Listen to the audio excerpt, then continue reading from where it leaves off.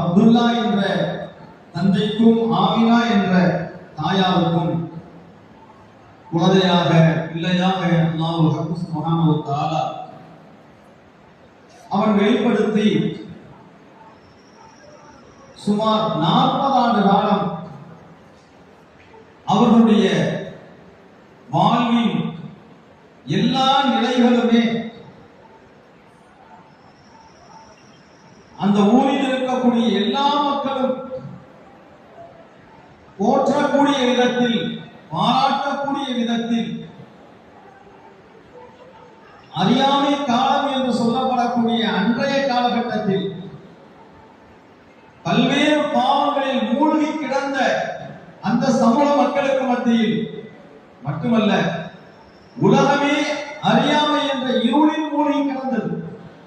ஏனென்றால் நபீனா ஈசா அலைஹிஸ்ஸலாத்து வஸ்ஸலாம் அவர்களுக்கும் பெருமானார் ஸல்லல்லாஹு அலைஹி வஸல்லம் அவர்களுக்கும் இடையில் எந்த இறைத்தூதர்களும் அனுப்பப்படவில்லை.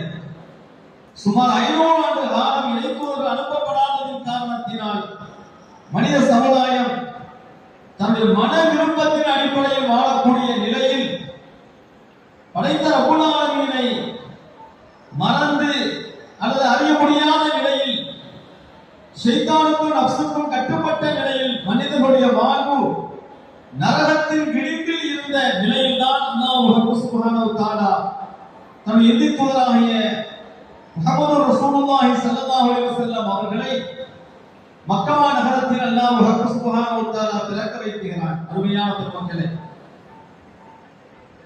40 ஆண்டு காலம் பெருமானார் ஸல்லல்லாஹு அலைஹி வஸல்லம் அவர்களுடைய வாழ்வில் 3 பகுதியில் 2 பகுதி நபியாக அல்லாஹ் சுப்ஹானஹு வ தஆலா அவர்களை அறிமுகம் செய்யவில்லை. அவர்கள் நபிதான், ஆனால் அல்லாஹ் நபி என்று மக்களுக்கு மத்தியில் அறிமுகம் செய்யவில்லை. ஏன் அவர்களை நபி என்று நாம் சொல்கிறோம்? அருமையான பெருமக்களே, பெருமானார் ஸல்லல்லாஹு அலைஹி வஸல்லம் அவர்களிடத்தில் ஒரு சஹாபி இப்படி கேட்கிறார்கள், தாங்கள் நபியாக எப்போது ஆக்கப்பட்டீர்கள்? பெருமானார் ஸல்லல்லாஹு அலைஹி வஸல்லம் பதில், குன்து நபியன் வ ஆதமு பைனல் மாயி வத்தீனி. நான் நபியாக இருந்தேன் எப்போது ஆதம் அலைஹிஸ்ஸலாம் மண்ணுக்கும் தண்ணீருக்கும் மத்தியில் இருக்கின்ற போதே நான் நபியாக இருந்தேன் என்று சொல்கிறார்கள். ஆதம் அலைஹிஸ்ஸலாம் படைக்கப்படுவதற்கு முன்பே நான் நபியாக இருந்தேன் என்று பெருமானார் ஸல்லல்லாஹு அலைஹி வஸல்லம் சொல்கிறார்கள். இது பெருமானார் ஸல்லல்லாஹு அலைஹி வஸல்லம் மறுபக்கம்.